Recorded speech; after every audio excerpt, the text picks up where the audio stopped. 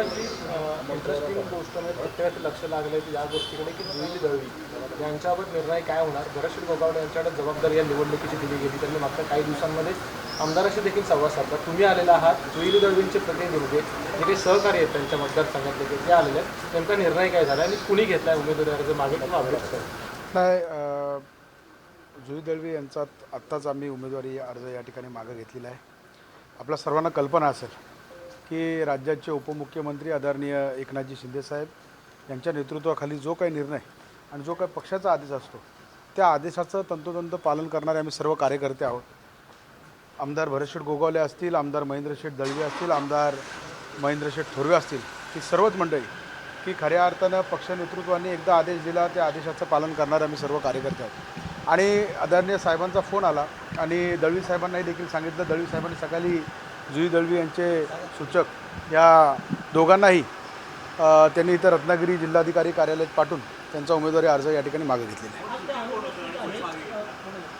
माळी या ठिकाणी आमचे जिल्हा परिषद सदस्य आहेत, ते स्वतः या ठिकाणी सूचक होते. विघ्नेश माली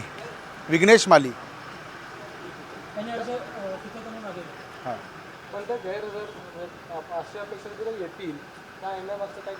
आता मी त्यांचा भाऊच आहे ना, मी त्यांचा भाऊच आहे, तोही देखील भाऊ आहे. आणि ती आली नाही आली तरी आम्ही भाऊ या ठिकाणी तिचा गड या ठिकाणी सांभाळतोय. पण एकीकडे असं म्हटलं जातं की आमचा वाद हा तत्करीशी आहे, आम्ही कोणत्याही परिस्थितीत माघार घेणार नाही.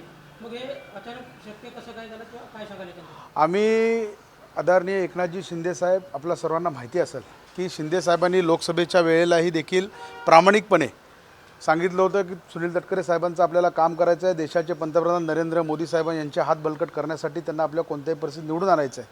आणि त्यावेळेला देखील आदरणीय महेंद्रशेठ दळवी असतील, योगेशदादा कदम असतील, भरतशेठ गोगावले असतील, रविशेठ पाटील असतील, हे सर्वच मंडळी आपलं स्वतःचा या ठिकाणी अनमोल वेळ खर्च करून तटकरे साहेबांना प्रचंड मताधिक्याने या ठिकाणी निवडून आणलं.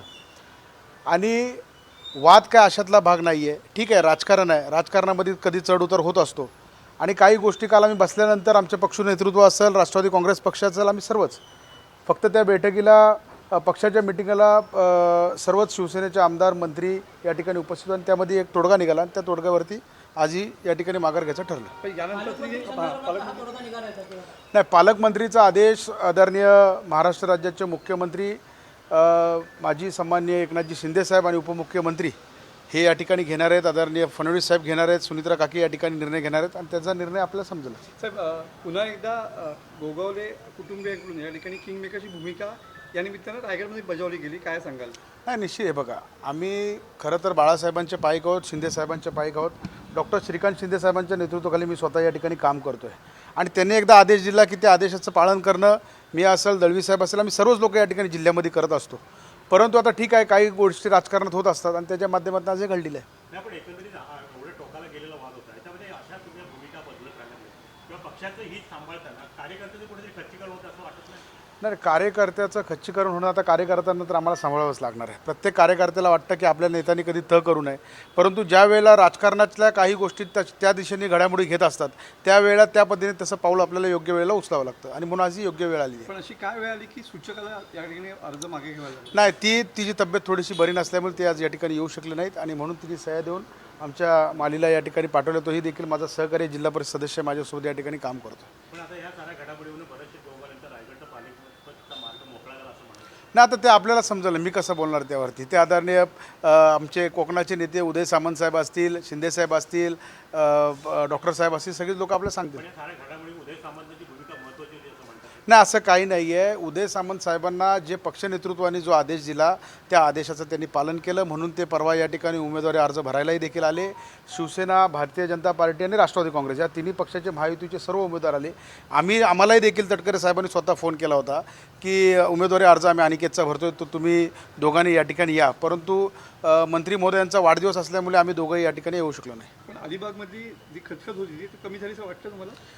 नाही, आता त्याचं उत्तर आदरणीय महेंद्र शेठ आपल्याला देतील.